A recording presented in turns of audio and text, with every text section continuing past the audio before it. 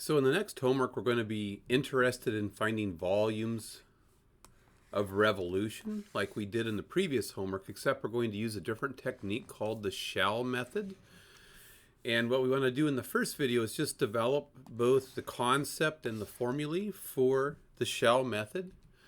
So here's the idea. In the previous homework assignment, we focused on the disk method. And the way that the disk method worked is if we wanted to find the volume of revolution by revolving a curve, let's say this one right here, and suppose we wanted to revolve around the x-axis. What we did is we broke the region into, conceptually, we broke the region we were going to revolve into n representative rectangles. And those rectangles, if we were revolving with respect to the x-axis, had width delta x. And we were interested in the radius of that as a function of x because we had delta x slices. And then we revolved that rectangle about the x-axis to create solid disk. And we broke the region into n solid disk and added up the areas. And then we took the limit as the delta x went to 0 so that we could get the exact volume of revolution. So what we want to do now is develop a different technique, and instead of breaking our solid of revolution up into n disk, we're going to break our solid of revolution up into n cylinders. So the idea is that if we want to estimate or get the exact volume of a surface of revolution, let's say we're revolving around the x-axis just like we did here. We're going to construct cylinders instead. So these cylinders are actually going to have dy for their width if we're revolving around the x-axis. So in other words, for the shell method,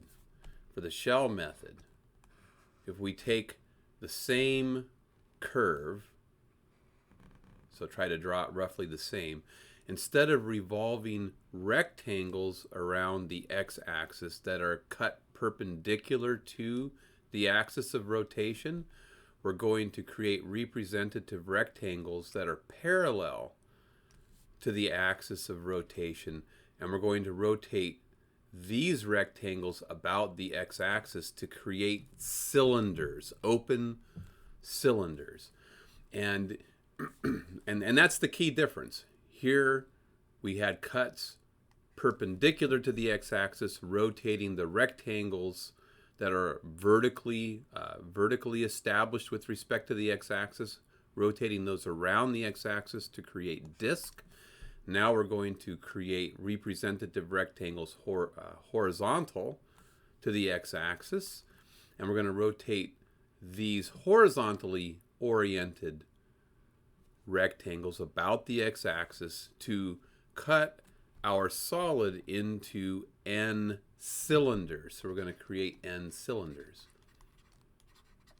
And so you can see some key differences. The biggest difference is that orienting our representative rectangles this way is going to give us delta y slices for the same volume of revolution that we got using the disk method, and delta x slices.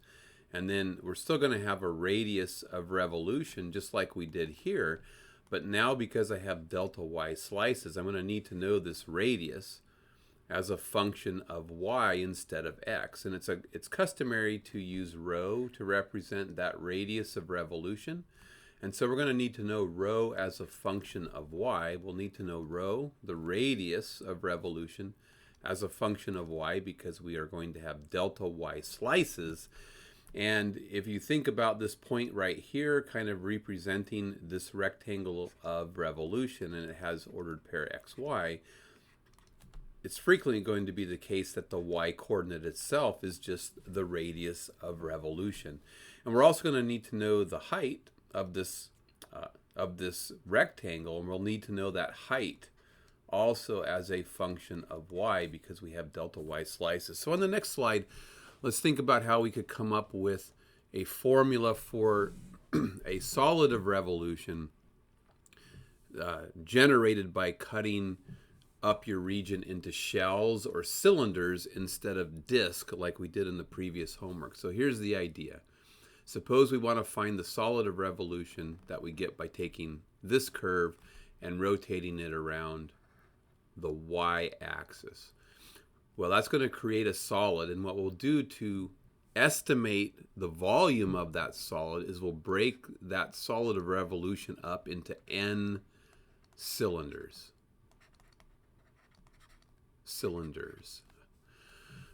Or shells, if you want to think about that. Break it up into n cylinders or n shells. And then what we can do to come up with how we would estimate the volume of revolution is just extract one of the n shells and think about how we could estimate the volume of a single shell. And what we want to recognize is that if I do a y-axis revolution, I'm revolving these representative rectangles about the y-axis to create the shell. Well, these have delta x as their width, and they're going to have some height, and we'll need to know that height as a function of x because we have delta x slices. And we are also going to need to know the radius of revolution. So the radius, there's going to be a radius of revolution out to here. So we're going to need to know this height as a function of x. We're going to need to know this radius also as a function of x. And again, we'll use rho to represent the radius. So if this is the ith cylinder or ith shell, we can pull it down here and say, how can we estimate the volume of that shell? And one way to do it would be to cut it right down the seam here and roll it out as a rectangular prism. Estimate it using a rectangular prism. So if this is your radius, if this is your radius, so we'll call this for the ith cylinder, we'll call this, instead of calling it r, let's call it the radius of the ith cylinder. And because I have a delta x slice, I need the radius as a function of I. And notice that this radius in general is just going to be given by the x coordinate with respect to the y-axis. So usually this radius is just going to be x of I. So if we get this radius, we can calculate the circumference around this cylinder. So let this be the average radius. So take the sum of the inner and outer radii and average it. So we'll let rho of x of I be the average radius. And then the distance around the center of that circle right there, the circumference, is going to be given by 2 times pi times r, 2 pi r, the formula for circumference of a circle. So the r is going to be the average radius. So when we snip down here and flatten it out, this length across here is going to be 2 times pi times the average radius. And then we need to know the height of that rectangle, but we need to know the height as a function of x. So the height of this rectangle right here, it's just going to be the function value. So the height is a function of x. And then the width of this is just the delta x. This delta x becomes the width. So if you wanted to estimate the volume of the cylinder, you could estimate it using this rectangular prism and say, hey, that's just going to be the product of the length times the width times the height. So if this is the ith cylinder, we could estimate its volume by going 2 pi r, 2 pi times the radius, so the average radius. That gives us the length across the top, which comes from just snipping this down and recognizing that we have a circumference. It's going to become the length. And then we would need to know the height. We would need to know the height from here as a function of x. So evaluate the height at the ith x input, and then multiply by delta x of I. And that would give you the estimated volume of one cylinder. But there are n cylinders that we're breaking the region into. So to get the estimate for the volume of revolution, we would need to take and add them all up. Take the sum from I equal 1 to n, and that would give us the estimated volume. And then, like we've done in the past, to get the exact volume, we need to let the delta x of i's go to 0. We need to let these widths go to 0 so that we are estimating the volume of revolution with infinitely many cylinders of width delta x as delta x goes to 0. So take the limit on this as our delta x of i's all go to 0. And if we do that, instead of having an estimate for the volume of revolution, we'll have the exact volume of revolution. So anytime we let the delta x of i's go to 0, instead of using sigma for our sum, we say, hey, we're going to take the sum, and it's dx slices, so we'll be integrating over the x-axis from some a to b over some closed interval from a to b. We'll integrate from a to b. We want to recognize 2 pi as a constant, so it factors out in front of the summation. So again, the integral sign is just standing in for the sigma notation when delta x goes to 0. That's all it's doing. So we want the average radius, and that average radius of revolution is usually just going to be the x coordinate. Usually this is going to be replaced with the x coordinate, just the value x. Not always, but usually. And then we're going to multiply by the height as a function of x. And anytime we let the delta x of i's go to 0, we change the symbol to dx to tell the reader that we let the delta x's go to 0. So there's the formula for volume of revolution using the shell method with y-axis rotation. So different than the disk method. Y-axis rotation, we would have wound up with a dy here instead. And so what we need to do then is ask ourselves what changes if we rotate around the x-axis instead of the y-axis. Well, not a lot is going to change. If we decide to rotate around the x-axis instead of the y, our shells are going to be perpendicular to the y-axis, and notice now they're going to have dy's.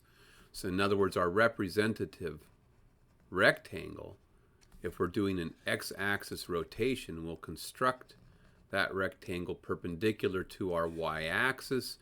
We'll have delta y's as our thicknesses, and we'll need to know this height now as a function of y instead of x because we're integrating with respect to y. And we'll need to know, still need to know the average radius, but now we'll need to know it as a function of y. And usually for most applications, the radius is just going to be the y coordinate. This has some xy. Y is usually going to be that radius of revolution. So if this is the, if we rotate this representative rectangle around the x-axis and call this the ith cylinder or shell, and we know we're going to break it into n shells or cylinders, then the walkthrough is going to be the same as it was before. It's going to be 2 pi times radius to get the distance around the shell.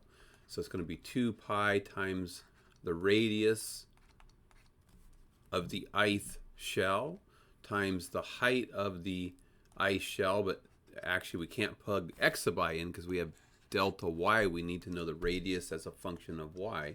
So it'd be y sub I, and then we need to know the height across here as a function of y, and then it's going to be delta y's, delta y sub I, and this gives you the estimated volume of a single shell or single cylinder. And then just like before, you add them all up, and then we want to let the delta y sub i's go to 0 so that we can get an exact volume instead of an approximated. So we take that limit as the delta y sub i's go to 0. And anytime we let the delta y sub i's go to 0, we switch out the summation using sigma for the integral symbol, and we say we're integrating now with respect to the y-axis because we're working with dy slices. So integrate along the closed interval from c to d on the y-axis. The 2 pi is a constant, and factors out in front of the summation. And we have the radius as a function of y, which is usually just going to be, it's usually going to be your x coordinate. And then you multiply by height as a function of y. And then because delta y sub I went to 0, we represent it with the dy. So the next slide just summarizes the formulas. Hey, are you doing a horizontal or vertical axis of revolution? If you're doing a horizontal axis of revolution, this is your situation. Horizontal, you have dy slices. You need to know the height as a function of y and the radius as a function of y. And if you have vertical axis of revolution, your representative triangle looks like this.